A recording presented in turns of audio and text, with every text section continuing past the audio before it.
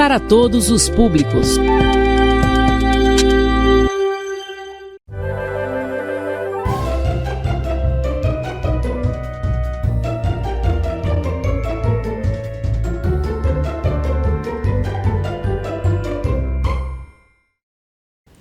Olá, queridos alunos, tudo bem?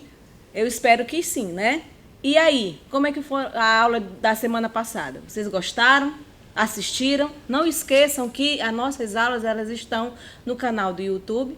Também vocês podem assistir no canal da televisão. E agora uma novidade, também tem na página do Facebook da televisão, do canal 40, né?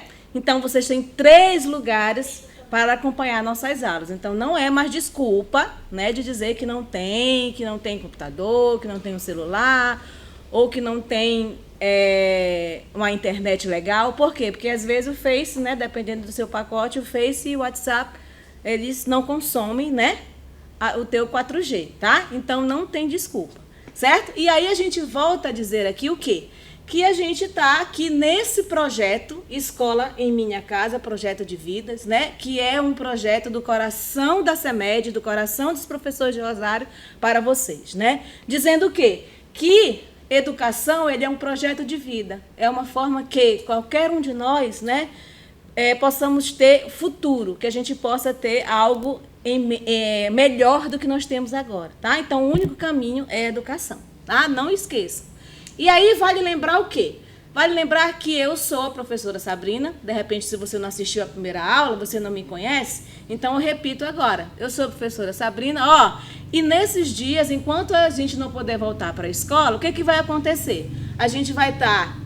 Eu vou estar na tela do computador de vocês, ou na tela do celular, ou na tela da televisão, e vocês vão estar sentados na sala de vocês, no quarto, né, me assistindo todos os professores. Valendo lembrar que, olha a imagem que eu coloquei aí, vamos chamar o papai, vamos chamar a mamãe também para nos ajudar, para ajudar vocês nas atividades, para ajudar vocês a assistirem a aulas, a tirarem as dúvidas, tá? E eu vou trabalhar com vocês a disciplina de língua portuguesa, né? Eu sou professora do Colégio Siló Aquino, mas durante esse momento, durante esse tempo, eu vou estar com vocês, né, trabalhando a disciplina de língua portuguesa, né? Nesse momento eu sou professora de todos vocês, sem nome de escola, tá? E aí, o que acontece? A gente vai relembrar o quê? Vai fazer um pouquinho da revisão da aula passada. Na aula passada, a gente viu gêneros textuais e viu gêneros literários, tá? E a gente vai fazer uma recapitulação rapidinho do que são os gêneros textuais e gêneros literários, né? Agora, é claro, se você quiser uma aula maior, com mais detalhes, volte lá no YouTube, volte lá, né, no canal no canal da página do Face, que fica salva as aulas e vocês podem fazer uma revisão, né, e assistir, caso vocês não tenham assistido.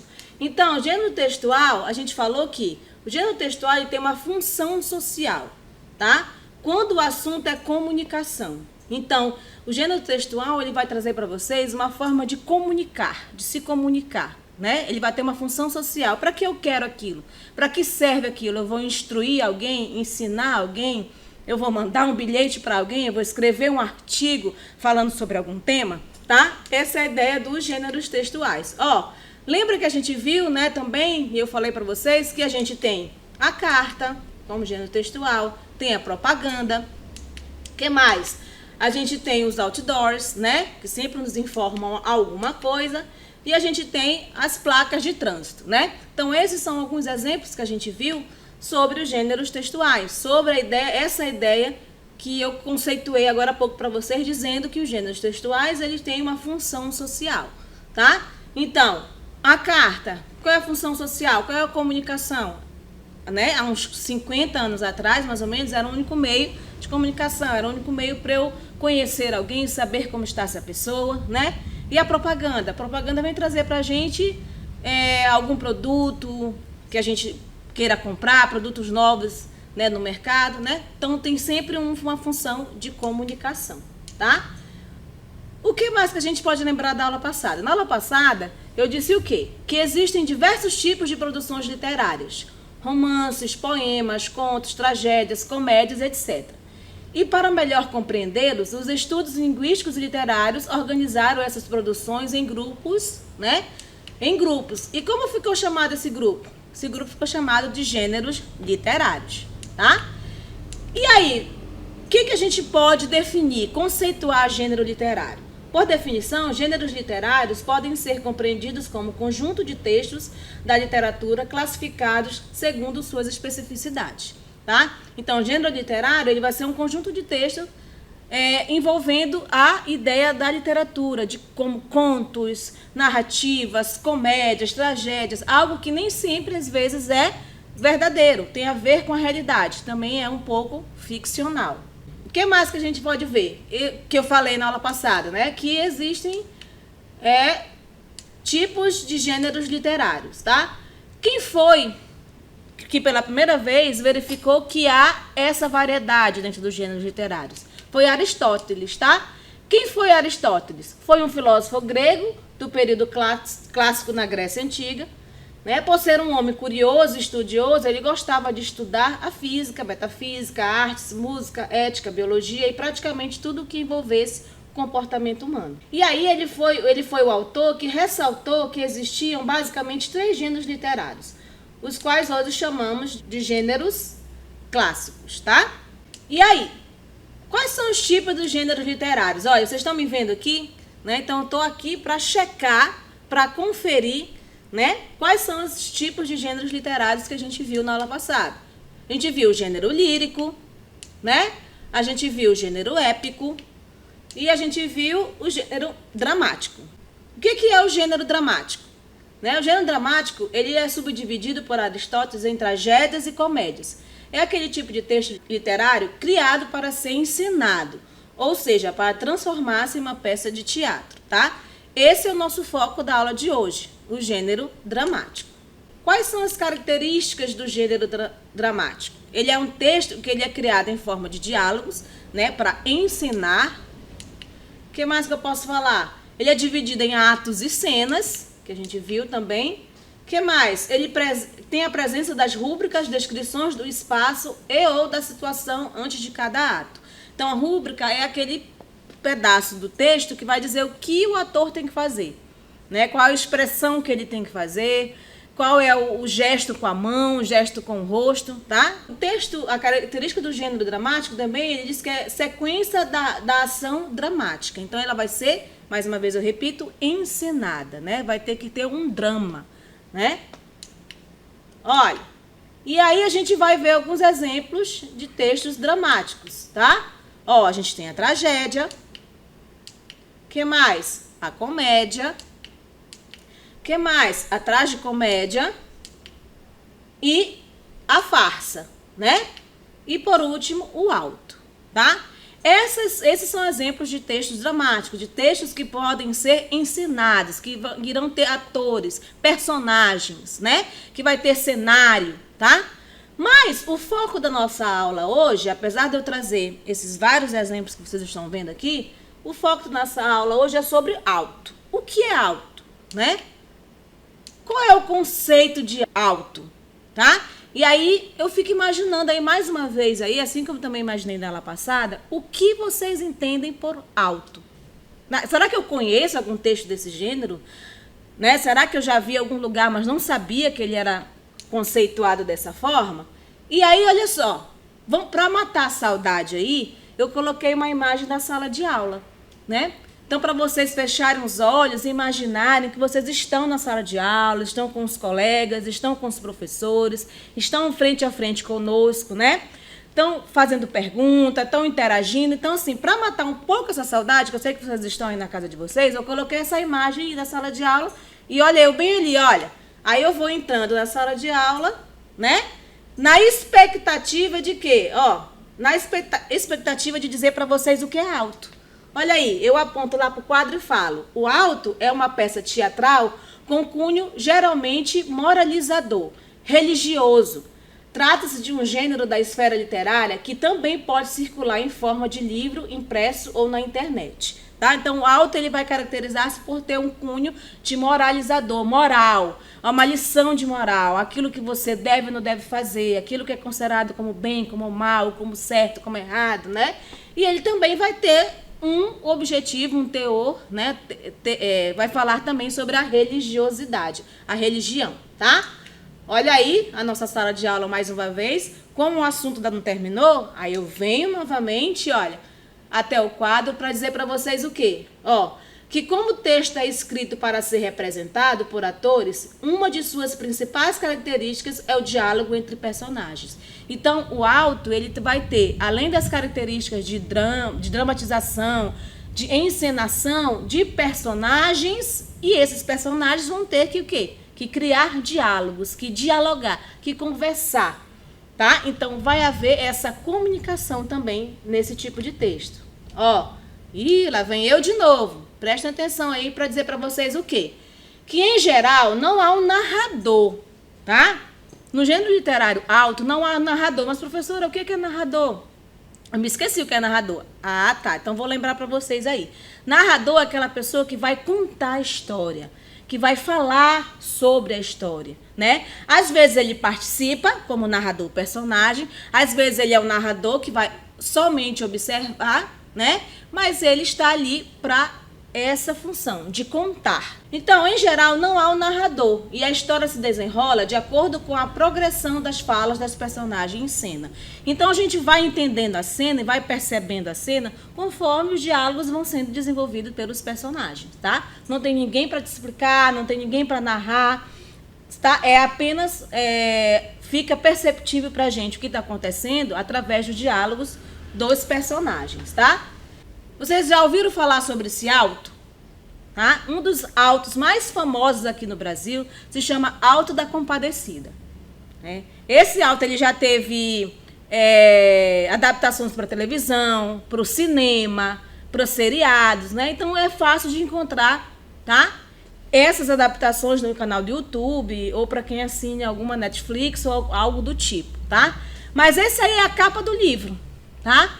Essa é a capa do livro, da Auto da Compadecida. E o autor desse livro se chama Ariano Suassuna. Tá? Ele é um dos autores mais principais, né, e mais destacados desse tipo de texto aqui no Brasil. Né? Infelizmente, Ariano Suassuna nos deixou em 2014. Mas o seu legado e as suas histórias continuam a fazer parte da nossa vida, né, dos nossos estudos. Ariano Suassuna nasceu em 1927 e nos deixou em 2014. Foi um escritor brasileiro. O Auto da Compadecida, sua obra-prima, foi adaptada para a televisão e para o cinema. Sua obra reúne, além da capacidade imaginativa, seus conhecimentos sobre o folclore nordestino. Então, além de... Vocês estão vendo aqui na capa, né? Tem uma imagem de um santo, não é verdade? Então, a gente pode ver que a imagem desse livro, ela vai fazer que a gente lembrar que eu disse que uma das características do auto era falar sobre um tema religioso. Então, a capa já faz a gente pensar, poxa, está seguindo aquela regra, aquela característica que a professora Sabrina falou, né? E aí, por a história se passar no Nordeste, também a gente vai ficar conhecendo, através dessa história, a jeito de falar, a maneira como as pessoas do Nordeste vivem, né?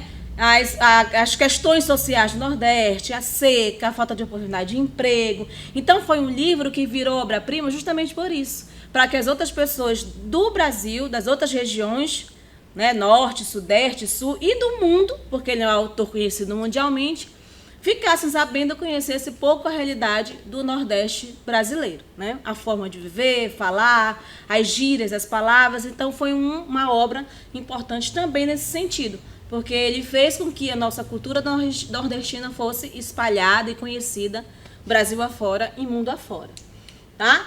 Aí, olha, a versão mais famosa da obra de Ariano Suassuna é essa daí, O Auto da Compadecida. Já passou, inclusive, na televisão, né? Esse é um filme mais famoso que foi rodado e foi produzido em 2000, né? Com os atores Selton Mello e Matheus, né, e a Fernanda Montenegro. Então, esse é o mais famoso. Quem já teve a oportunidade de assistir no canal de televisão aberta já conhece, né, essa capa. Já consegue imaginar e já ver essa capa aí. Um auto é um gênero dramático, né, ou seja, que vai ter encenações, personagens, cenas, geralmente com elementos cômicos e moralizadores, tá? Então, esse auto, ele vai ser chamado também de comédia dramática. Porque quem já viu o filme, quem já teve a oportunidade de assistir, vai ver realmente que tem personagens cômicos, como o Matheus, que é o João Grilo, né? E vai ter também drama, né, que é o personagem do Selton Mello, vai passar por várias dramas, várias situações, né? Casa ou não casa com alguém, se apaixona pela filha do coronel, né? Então vai ter esses dramas bem legais também.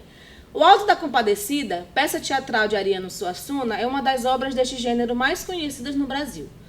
Tanto que acabou se tornando minissérie e filme. Esta peça projetou o autor nordestino pelo Brasil e foi até considerado o texto mais popular do moderno teatro brasileiro. Então é de suma importância que a gente tenha conhecimento desse texto, dessa obra, porque realmente ele ganhou o mundo, né, e mostrou, como eu falei anteriormente, as características, o modo de viver do povo nordestino. Tá? O que mais que a gente pode falar sobre o Alto da Compadecida? É um drama nordestino apresentado em 3 atos. Contém elementos da literatura de cordel e está inserido no gênero da comédia, se aproximando nos traços do barroco católico brasileiro. A peça trata de maneira leve e com humor do drama vivido pelo povo nordestino, acuado pela seca, atormentado pelo medo da fome e em constante luta contra a miséria. Quanto à linguagem, a gente já vai falar agora da linguagem, né? A gente falou até agora do contexto, né? Do ambiente. Como é que é formado o ambiente dessa obra, né? Que foi que o autor pensou ao escrever essa obra? Esse é um ambiente. Contexto é a realidade nordestina. E a linguagem?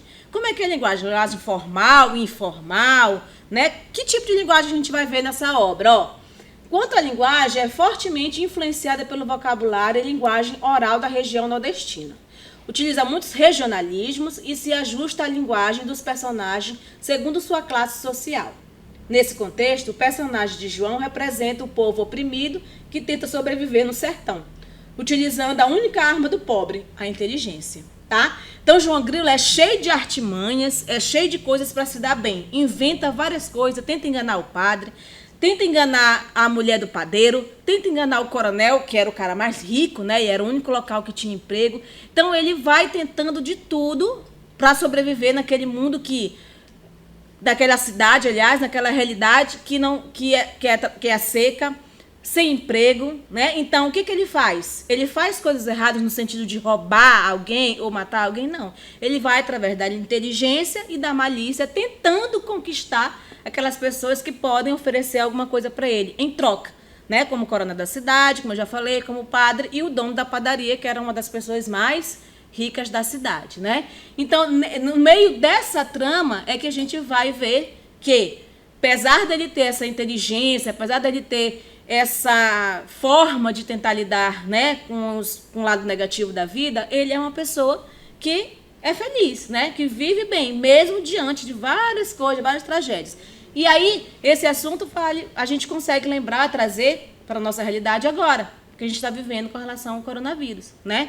Muitas tristezas, muitas mortes, muitas famílias perdendo seus familiares, mas a gente não deixa de ser um povo alegre, batalhador, que corre atrás, que vai em busca de um trabalho, né? Nem que seja informal, vender alguma coisa na porta de casa, né? Então, apesar das lutas, das adversidades, o povo brasileiro é um povo que está sempre lutando e aguerrido. Então, a gente está vendo que uma história que foi escrita há tanto tempo atrás não está tão diferente do que a gente está vivendo hoje. Pode ser outro contexto, porque na época lá da escritura do livro não tinha doença, né, que a gente está vivendo hoje. Mas essa luta e essa guerra é a mesma coisa. E a religião e a religiosidade também fala alto, porque a gente também se apega muito a Deus, né, para tentar viver esse momento que a gente está vivendo, assim como ele também fazia, né, também lá na obra dele, né, no texto dele, tá?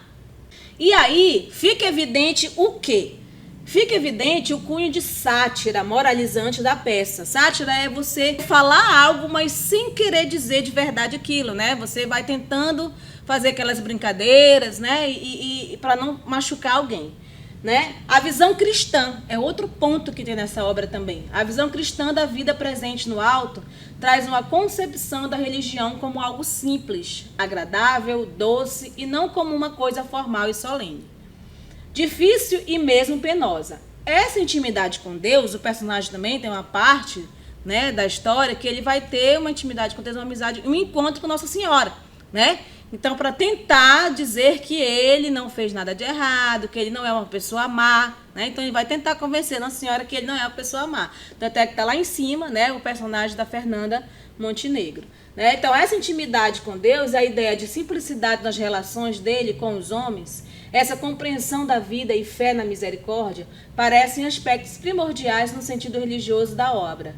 A compreensão das faltas humanas atribuída a Nossa Senhora, que como mulher simples do povo, explica-as e pede para elas a compaixão divina. Né? Então ele vai, depois que uma parte do texto ele morre, né? E ele vai ao encontro de Deus, né? E aí ele vai tentando convencer a Deus, mostrar para eles que ele era uma pessoa boa. Mas nem tudo que ele fez na vida, como qualquer um de nós, ele fazia coisas boas, né? E ele vai e pede para Nossa Senhora interceder por ele, dizer para que Deus deixasse ele seguir naquele caminho, naquele local, porque ele era uma pessoa boa, né?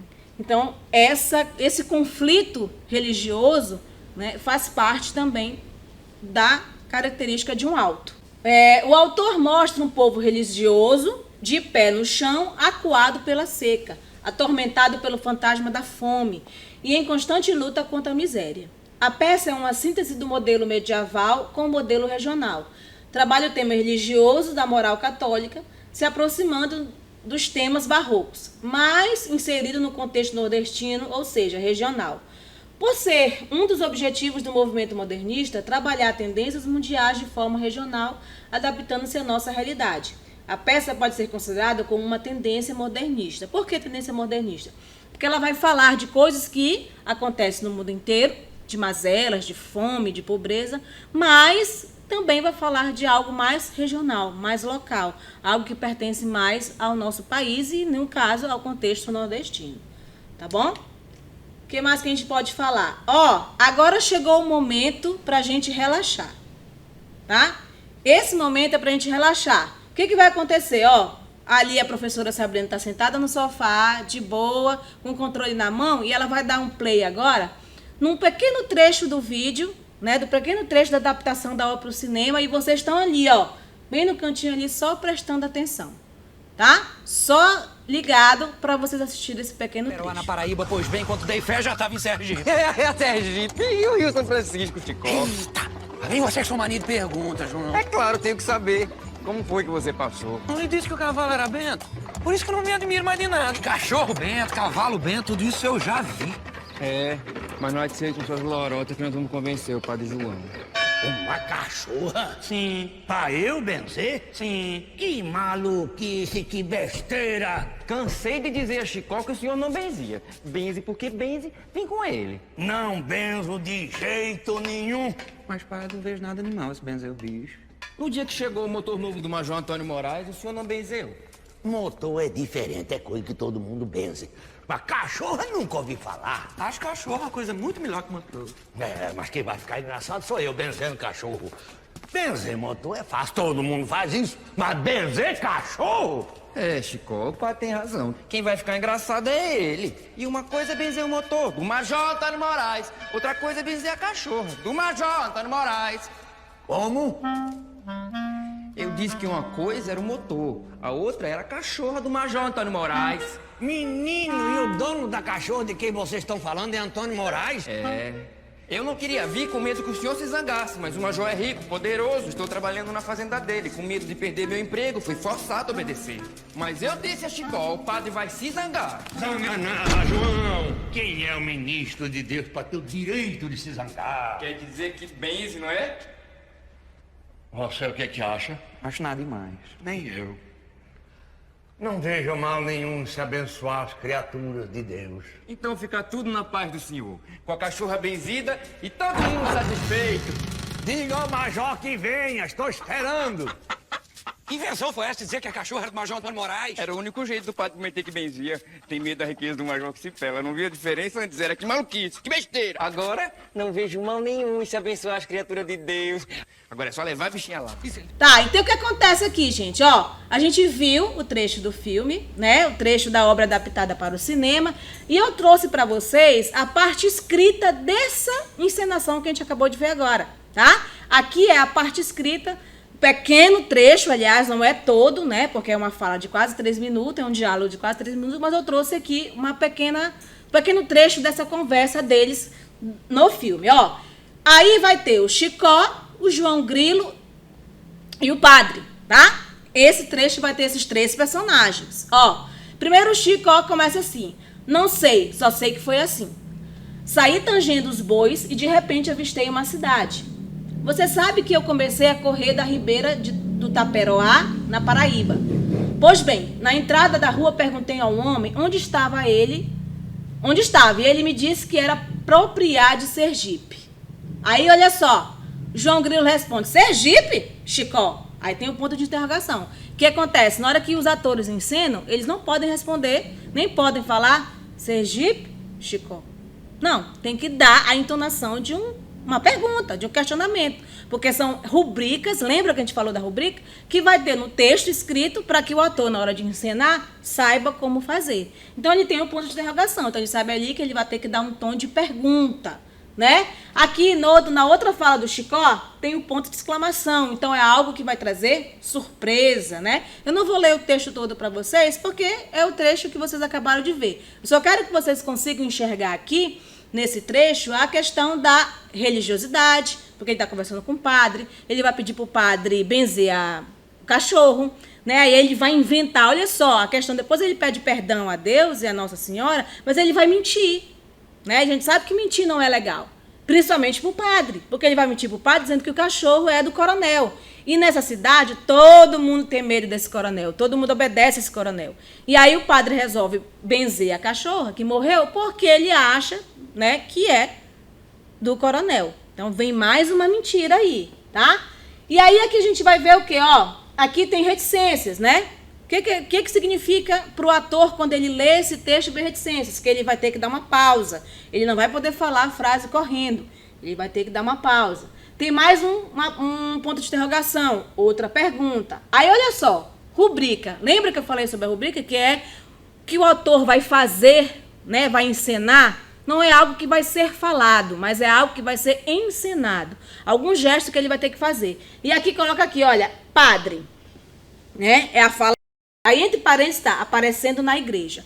Então, significa o quê? Que Chicó e João Grilo vão estar entrando na igreja, e o Chicó gritando o nome do padre, e de repente o padre tem que aparecer.